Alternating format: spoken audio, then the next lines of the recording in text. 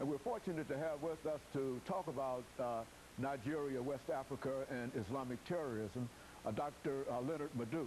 And Dr. Madu, you are in a real sense no stranger to what we do here at Comments every Sunday morning and Saturday morning. And we're so delighted to have you here once more to talk about what I consider to be a very, very important issue. And that is West Africa, and I think we've done items on West Africa earlier, talking about the drug cartels and the real serious threat that poses to the United States and other areas. And now we're talking about Nigeria, West Africa, and Islamic terrorism. And so why don't you get us started by simply giving us an overview in terms of Islamic terrorism in Nigeria, West Africa, and not only there, but throughout the entire continent of Africa. Thank you. Thank you. As usual, I'm glad to be here, to talk about this very important topic in view of what happened, last year, in December last year, the attempted hijacking, which brought to the fore, the problem of Islamic militancy in West Africa. Well, prior to that, we've read about the bombing of American embassies in Tanzania, in Kenya, and other places. But the event of last December, crystallized, brought it home to the United States directly of the threat of Islamic militancy. There is a real threat to the United States, you believe, within that context. Absolutely. The problem is that Islamic militancy and terrorism per se in West Africa has been under the lid, has been kept under the lid as if it didn't exist.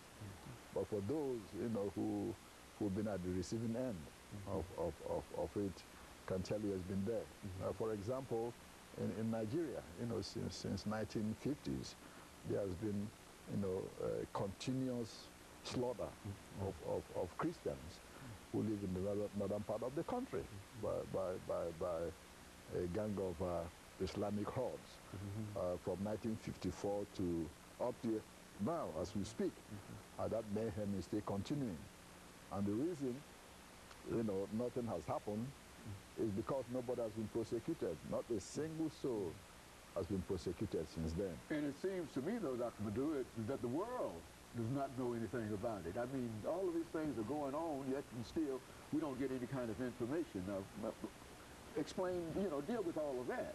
A lot of it, concerns internal politics and some also external politics. If you remember, Nigeria was under the control of the British colonialists. When they left, they chose to implant, the Islamic north of the country in power. And since then, there has been problems, arising from Islamic militancy. Those Christians who live in northern part of the country, who are predominantly Igbo or Yorubas, have been under intense pressure from Islamic terrorists. That's what we call them, since then. Crystallizing in 1966, when several thousands of Nigerian citizens who predominantly are Christians and Igbo from the south of the country were slaughtered en masse. Nothing happened. That's exactly what led, to the Nigerian Civil War, to the secession of the eastern part of the country, because they were tired, of being killed and nothing done about it. We talk of state terrorism. Okay, that's an example of state terrorism. When the government, is complicit in the slaughtering of its own people, is state terrorism. Now we in the United States say, okay, we have several governments that are sponsoring state terrorism outside, but internally, we have internal state terrorism as well as external. The one in Nigeria has been very internal, because that slaughter has been consistent. Right now, as we speak, Christians and Muslims are being slaughtered in Jos, in northern Nigeria. This has been going on for the past 3 weeks, continuously, right now, as we speak. Yeah. And yet it seems the world does not know about it, or what? It does not care about it, or what are we saying here? Well, because of commercial interests.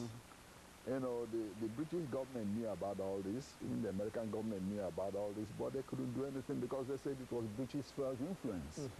And the British government is more interested in its economic interests, oil and all the rest, and not, you know, about the lives of its citizens.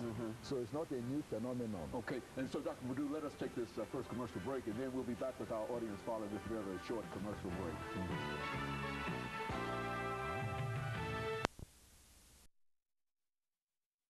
West Africa and its